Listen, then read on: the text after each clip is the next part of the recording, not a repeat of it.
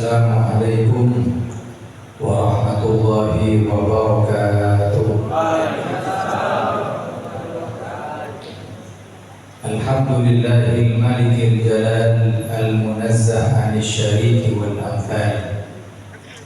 Wassalatu wassalamu ala sayyidina wa habibina wa syafi'ina wa qurrati a'yunina Muhammad sayyidi ahli kamal wa sayyidi ahli wisal wa ala alihi wa ashabihi wa man tabi'ahum bil qudwi wal asal amma ba'du. Subhanaka la ilma lana illa ma 'allamtana innaka antal alimul hakim. Rabbi shrah li sadri wa yassir li amri wahlul 'uqdatam min lisani yafqahu qawli. Amin ya rabbal alamin.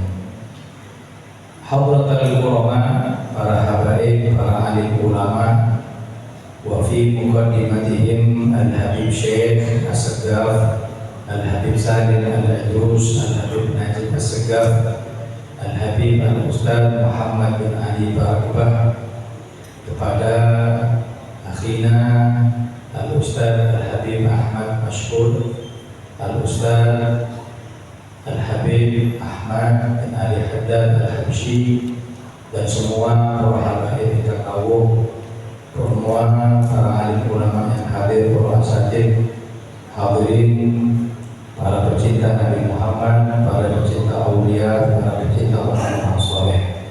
Mudah-mudahan hadirnya kita di malam yang mulia ini Allah beri keberkahan. Allah jadikan kita orang-orang yang mendapatkan nikmat dari Allah. Mudah-mudahan diberi oleh Allah sehat walafiat, mungkin panjang umur, mudah-mudahan qabul hajat, mudah-mudahan diberi oleh Allah Subhanahu wa taala istiqomah untuk berjalan di jalan Nabi Muhammad sallallahu alaihi wasallam. Amin ya rabbal alamin. Hadirin yang dimuliakan oleh Allah Subhanahu wa taala, alhamdulillah di malam yang mulia ini kita berkumpul untuk memperingati Aulia Al-Habib Ali Haddad bin Idrus Al-Habsyi, yang mana kita sudah mendengar bagaimana manaqib beliau, orang-orang yang bertemu dengan orang-orang yang mulia. Tuba liman ra'ahum aw ra'a man ra'ahum. Sungguh beruntung bagi mereka yang melihat orang soleh. Kalau nggak melihat orang soleh, minimal melihat orang yang melihat orang-orang soleh. Maka dengannya kita akan menjadi mulia, dengannya kita akan menjadi bahagia.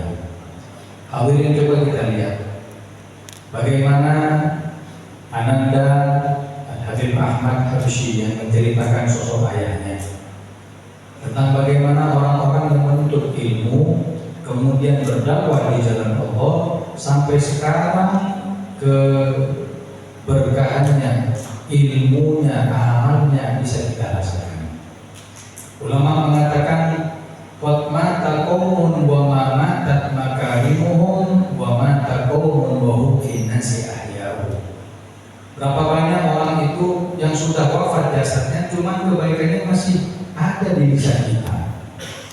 Berapa banyak para kiai, para habaib yang sudah tahunan, bahkan ratusan tahun sudah wafat, masya Allah, sampai sekarang kita sebut namanya, kita terbarukan dengan namanya, bahkan kita tawassul dengan mereka, tidak lain karena kedekatan mereka kepada Allah Subhanahu wa taala. Makanya orang yang hadir di majelis semacam ini dan memperingati orang-orang soleh semacam ini kan turun rahmat dari Allah.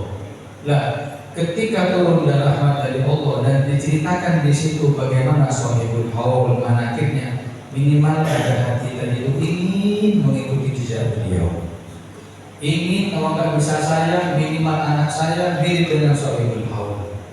Makanya diadakan majelis semacam ini hadirin. Kita bersyukur mudah-mudahan majelis ini, haul ini semakin tahun semakin ramai, semakin barokah, semakin mendatangkan madad dari Allah Subhanahu wa taala. Amin ya rabbal alamin. Hadirin yang dimuliakan oleh Allah Subhanahu wa taala, maka ulama mengatakan kalau ayahnya alim, kakeknya alim, ayahnya kakek alim, kakeknya kakek alim, sampai kepada orang yang paling alim Nabi Muhammad SAW.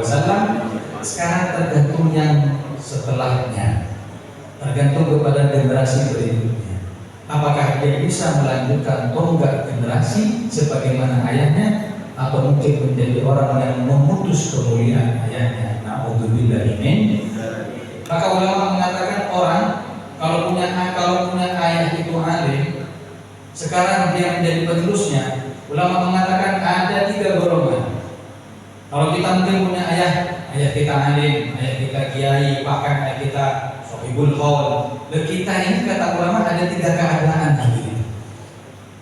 Apa saja? Pertama, mereka golongan orang-orang yang sabik, orang-orang yang pendahulu, orang-orang yang perintis. Kalau mungkin ayahnya alim, bisa jadi kemuliaan anak dari kemuliaan si ayah.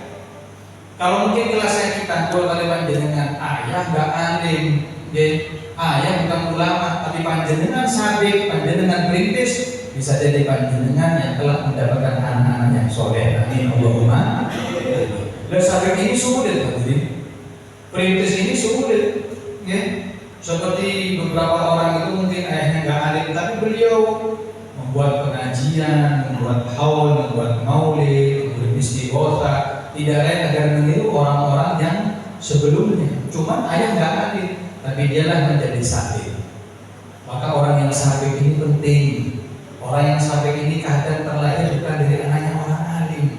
Bahkan anak seperti pulau kalian jenengan, orangnya biasa, tapi punya anak luar biasa. Makanya belum tentu gitu, punya ayah alim terus anaknya alim, nggak bisa. Kalau tidak dididik dengan didikan yang mulia, maka anak bisa keluar dari jalan ayahnya. Na'udzubillah min. Lah, kalau misalkan sabik ini nggak bisa, perintis ini mungkin bukan golongan kita, mungkin yang kedua. Siapa? Golongan yang lahir. Siapa lahir? Orang yang menyusul ayahnya. Punya ayah alim, punya anak alim. Mendidik anaknya kembali punya cucu alim, ibn alim, sampai sayyidul ulama Nabi Muhammad SAW. Lalu mempertahankan jalan seperti itu sulit. Tadi disebutkan Habib Ali Habsyi punya anak Habib Ali punya anak Habib Anis punya anak, terus sampai sekarang merintis seperti ini sulit, hadirin. Dan mereka para lahirun, orang-orang yang menyusul. Makanya penting untuk mendidik seperti itu. Gak bisa ilmu itu diwariskan, gak bisa ilmu itu dipelajari. Kalau harta dan jabatan silakan untuk diwariskan, tapi kalau ilmu gak bisa. Makanya kita ini dengan adanya pondok pesantren seperti ini, ayo masukkan anak-anak kita, ajarkan kepada mereka ilmu agama, kenalkan mereka dengan Nabi Muhammad. Insya Allah kita menjadi golongan orang-orang yang lahirun, orang-orang yang menyusul sebagaimana orang tua kita. Amin Allahumma. Itu yang kedua. Yang ketiga yang ditakutkan apa? Menjadi orang yang mahir. Sabik perintis bukan. Kedua, lahir nyusul seperti ayahnya juga enggak. Terus apa? Mahir. Apa mahir? Orang yang bodoh, pemutus kemuliaan dari ayahnya. Na'udzubillah. Fa khalaqa min ba'dihim khalfun adha'u as-shalah wattaba'u syahwat fasawfa yalqawna ghayya. Adapun generasi selanjutnya adalah mereka para perusak yang enggak ikut jalan nenek moyangnya. Nenek moyangnya Ahlus Sunnah wal Jamaah, dia keluar dari Ahlus Sunnah wal Jamaah. Nenek moyang yang suka maulid, ini anak enggak suka maulid. Nenek moyang suka tahlil, ini anak enggak suka tahlil. Nenek moyang belajar, dia enggak belajar.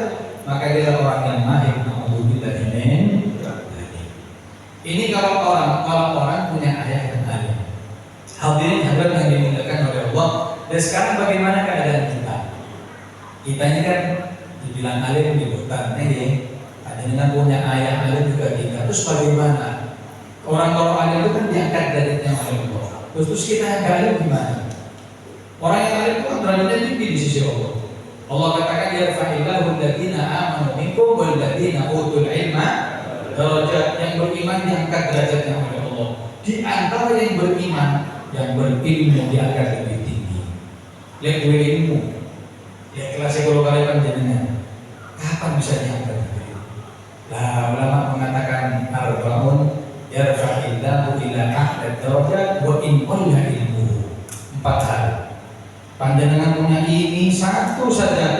Allah akan angkat menjadi kedudukan yang paling tinggi meskipun sedikit punya ilmu ataupun jelas punya ilmu.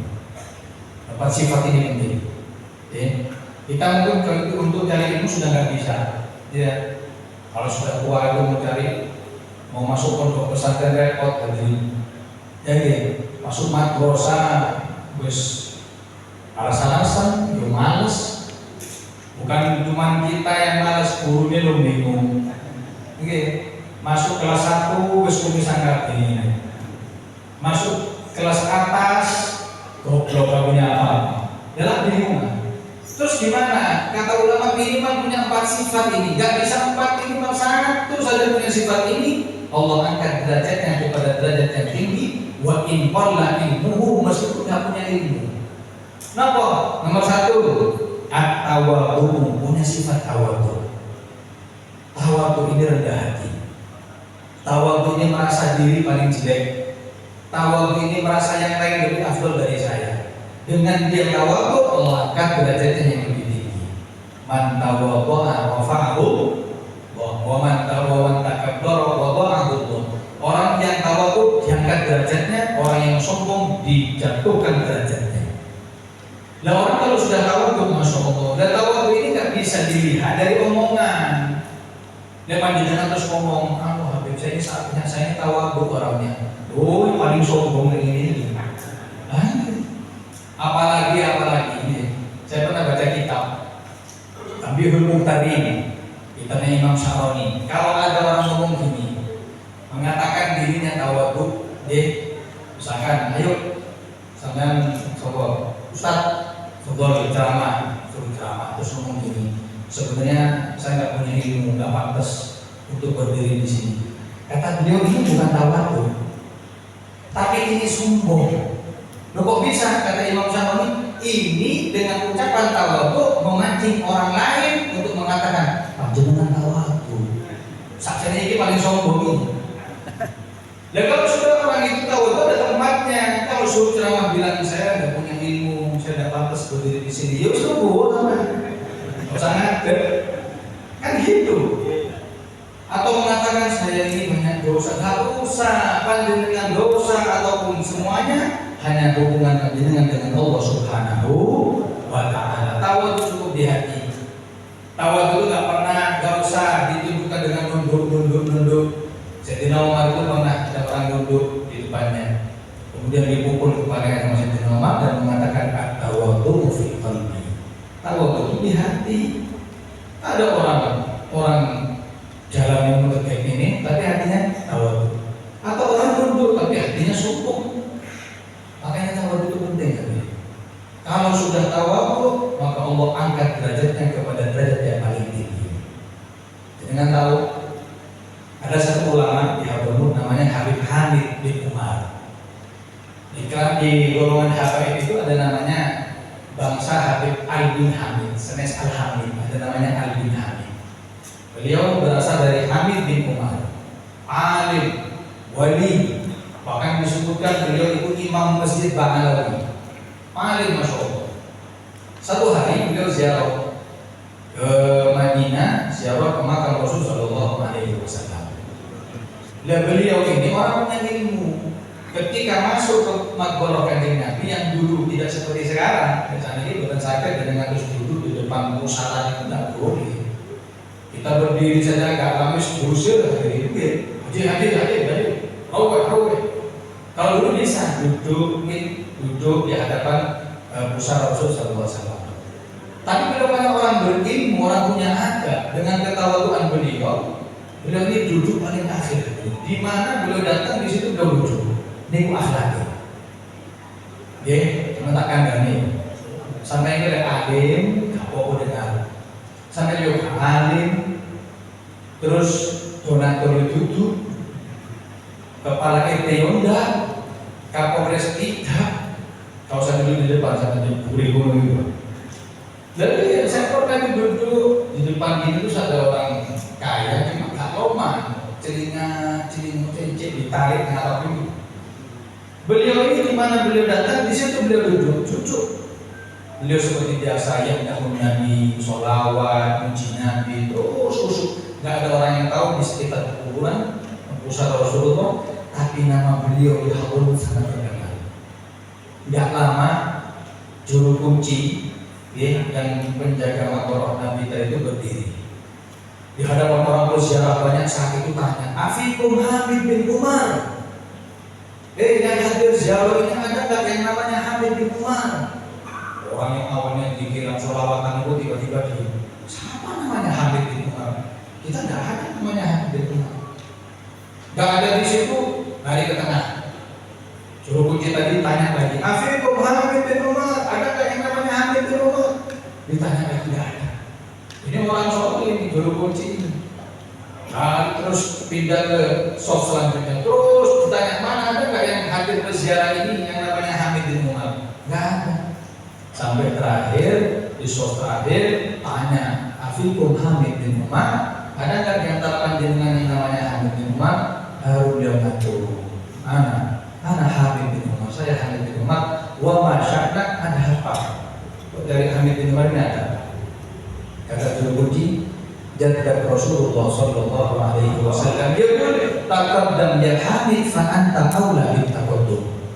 Barusan saya kesilap tidur mimpi Rasul sallallahu alaihi wasallam dan mengatakan itu cucuku yang belakang itu namanya Hamid bin Umar, suruh maju. Kenapa? Karena berhak untuk maju. Kalau saya lama. Dan ketika tawadhu diangkat derajatnya oleh Allah. Makanya penting tawadhu hadirin. Nah, ketika orang tawadhu, maka meskipun ilmunya sedikit, tapi derajatnya di sisi Allah Subhanahu wa taala betul-betul sangat tinggi. Mudah-mudahan Allah berikan kepada kita sifat tawadhu. Amin ya rabbal hadirin hadirat yang dimuliakan oleh Allah Subhanahu wa taala. Yang kedua, apa sifat yang dengannya kita bisa naik derajat kita meskipun kita nggak punya ilmu? Kita bukan orang alim. Kalau kalian jenengan sanes yang alim, ulama, ada pondok, buatan, terus gimana biar level ini naik? Gak mandang begini, toh. Mungkin sifat yang kedua. Apa? Al-hilmu, sabar. Sabar ini hadirin, hanya manis di lisan, pahit ketika dikerjakan. Ini bukan. Orang itu kalau sudah kena musibah, paling pintar sih gak kena musibah. Kok sabar? Iya, kok gak kena.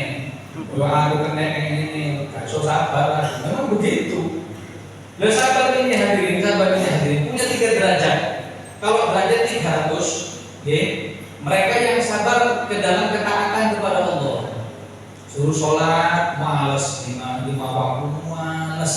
Dia sabar sama, tetap sholat. Aku males saya, sabar. Dia sabar dengan ketaatan kepada Allah, punya derajat 300 derajat.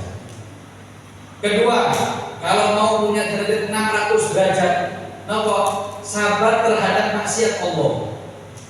Lebih tinggi. Sama misalnya biasa nang mall copet-copet niku sing ketat-ketat bilang ini sampai ini sabar. Itu 600 tadi. Cobaan. Jangan tiap hari guru dan sekali ya. Itu sudah 600 derajat. Yang lebih tinggi sabar mendapatkan 900 derajat. Apa itu? Sabar kepada musibah. As-sabru inda sadamatil ula. Ketika kena musibah panjenengan sabar. Sabar musibah ini ada 2. Pertama memang musibah zahir, kata si panjenengan sakit atau kena mungkin kebakaran, kena tikus segala macam. Tapi yang kita akan bahas adalah musibah batin. Napa niku dijadi sama orang, dirasani sama orang. Apa dengan iso ngampet niku lho, pahamnya 900 saja. Sulit orang dirasani juga ada terima. Dan memang sifat manusia itu kita ini salah dirasani. Ya benar dirasani. Pokoknya salah dirasani, bener dirasani. Gak ada benernya orang. Pokoknya salah dirasani. Siapa yang gak ingin dirasani? Maka satu orang bilang kepada Ibn Sirin, saya pengen hidup di tempat yang tidak dirasani orang. Ada enggak? Mungkin Pucuk Gunung. Aku tahu di Dewi. Kata beliau ada. Di mana? Pucuk Gunung. Ya. Gimana? Pengen lalu jejak. Gimana? Jejak ke kuburan ini. Mau hidup dari rasanya kok nggak mungkin seperti orang mandi pengen gak telas, aku tatus, tapi gak telas. Yo angkat berarti boleh. Orang kalau sudah mau hidup pasti dirasani.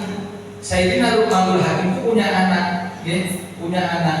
Beliau memberikan pelajaran kepada anaknya. Kata beliau, kamu pengen tahu orang ini gerak sedikit aja dirasani.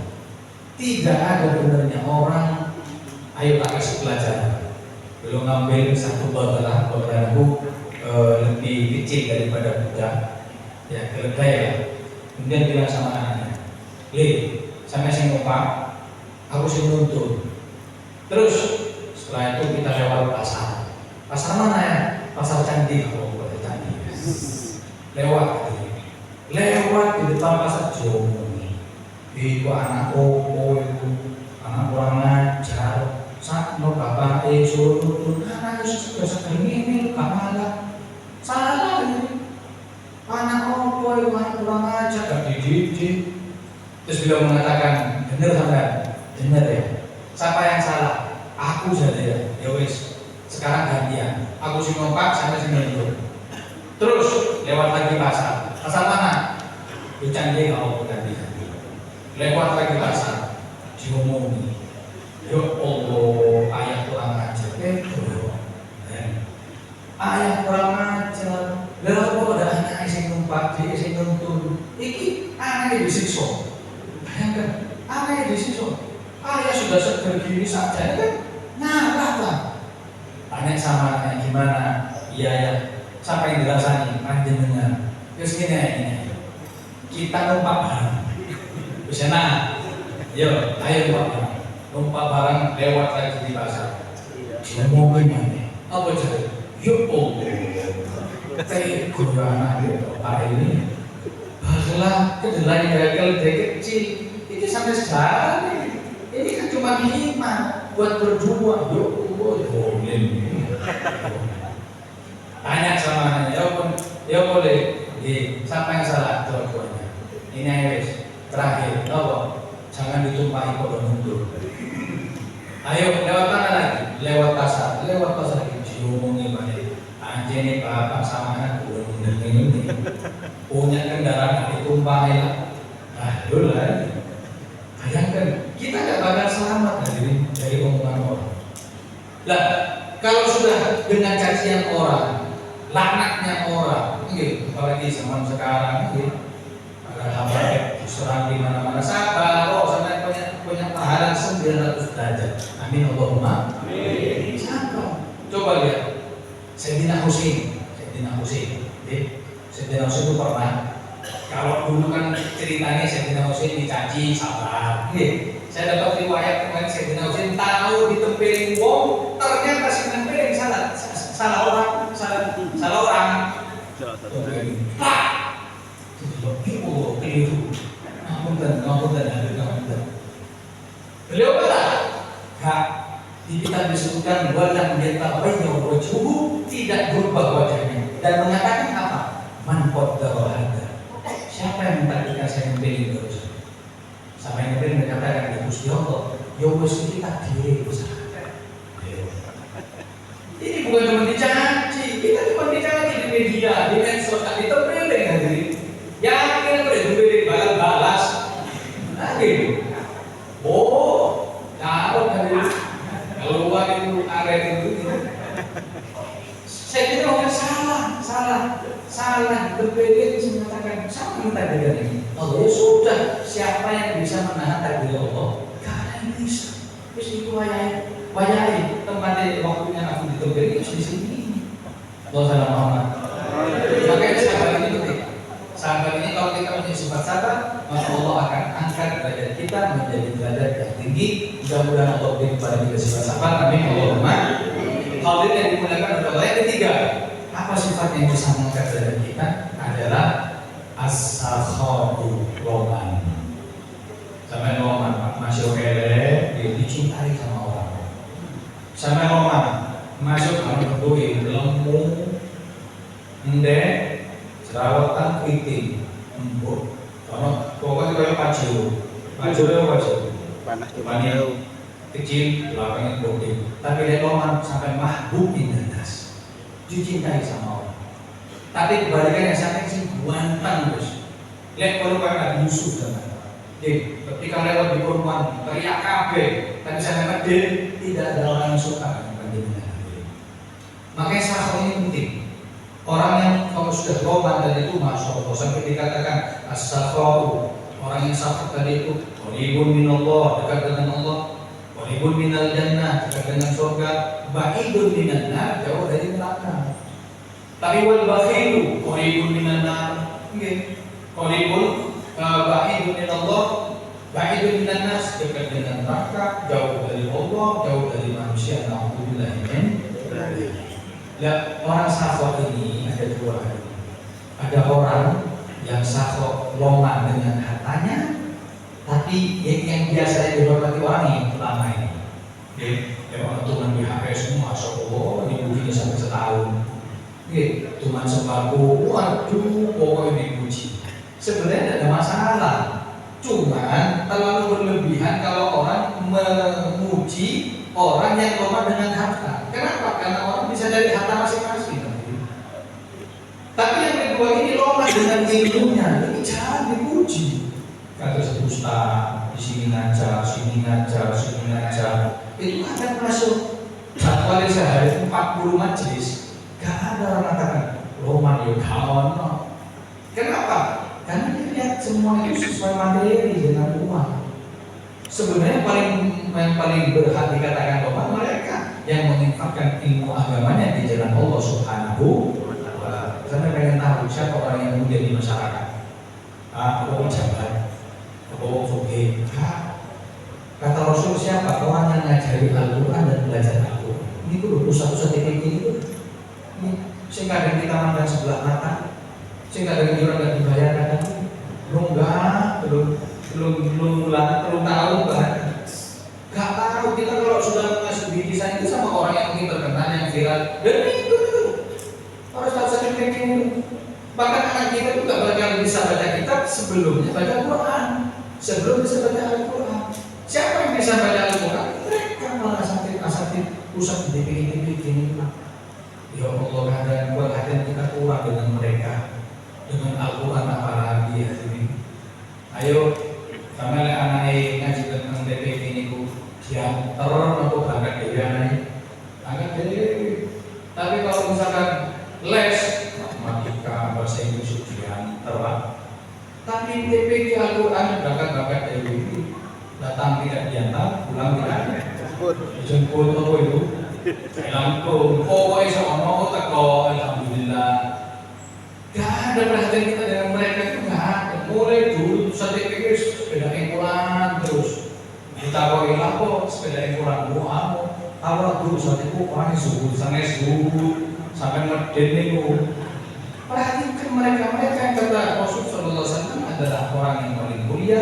Wa khairun nas, sebaik-baik manusia adalah al-alaman Qur'ana wa allamahu. Itu roman orang-orang yang mengajarkan Al-Qur'an. Terakhir hadirin, dengan sifat apa kita diangkat dari kita? Kata beliau seorang ulama mengatakan bi khuluqin hasan, kalau punya akhlak yang baik.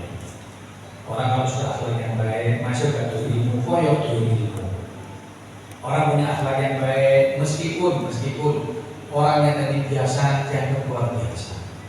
Tapi kebalikannya, tahunan di pondok pesantren pulang gak boleh akhlak, koyok gak boleh ilmu. Makanya akhlak ini tolak ukur. Akhlak ini luas. Akhlak kita kepada Allah, akhlak kita kepada kanjeng Nabi, akhlak kita kepada ulama, kepada istri, kepada semuanya akhlak itu mencakup.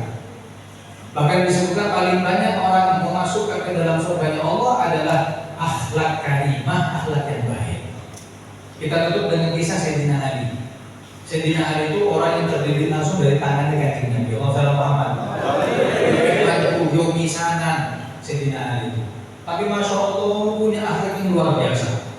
Dalam kitab disebutkan beliau itu pernah ketika mau sholat sudah mendengar takbir kanjeng Nabi di masjid, Allahu Akbar.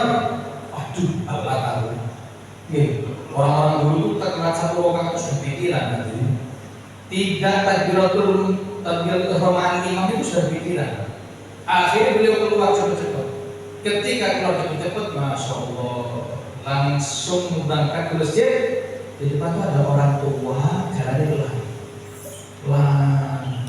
Waduh, kata Sayyidina Ali, kita diselip kurang ajar, gak diselip telat.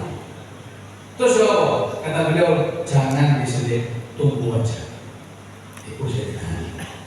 Terus pelan-pelan dulu sampai nanti takbir kedua, untuk ruku Allahu Akbar, Nabi ruku setelah takbir sih, wes pasti telat. Tapi subhanallah ketika ruku turun malaikat Jibril dan mengatakan, ya Rasulullah, lamakan di ruku karena Ali bin Abi Thalib mau ikut 1 rakaat dengan.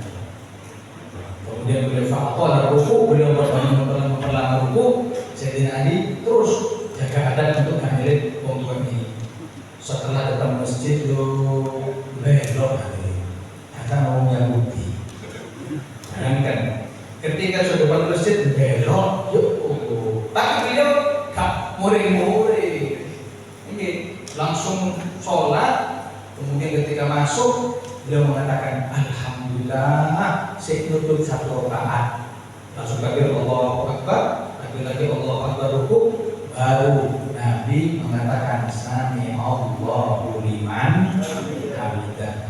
Allah mendengar barusan yang mengatakan hamdalah. Sayyidina Ali baru kayak akhlaknya karimah yang mulia dari itu dijadikan sami Allahu liman hamidah. Baru kayak orang yang mendengar akhlak Sayyidina Ali bin Abi Thalib. Tapi murid-murid ya Allah tenang. Orang cepikiran sopo bunga Yahudi. Ini kedokan kok. Makanya akhlak itu yang bagus sama orang tua, sama ulama. Ada ulama berdiri, ada habaib disalamani, ada kiai cium tangannya. Kenapa? Karena Anda tidak mencium tangannya kiai itu, Anda mencium situ syaraful ilmi, kemuliaan ilmu. Justru kadang-kadang kita atau sekolah ini lihat ada kiai kita nggak kenal, kita hati itu nolak untuk cium tangan, jangan. Kenapa soalnya? Kita itu nggak cium tangannya dia, tapi kita cium adalah kemuliaan ilmu. Abu Yazid Al-Bustami, beliau ketika keluar dari rumah, masya Allah, beliau kan alim, wali.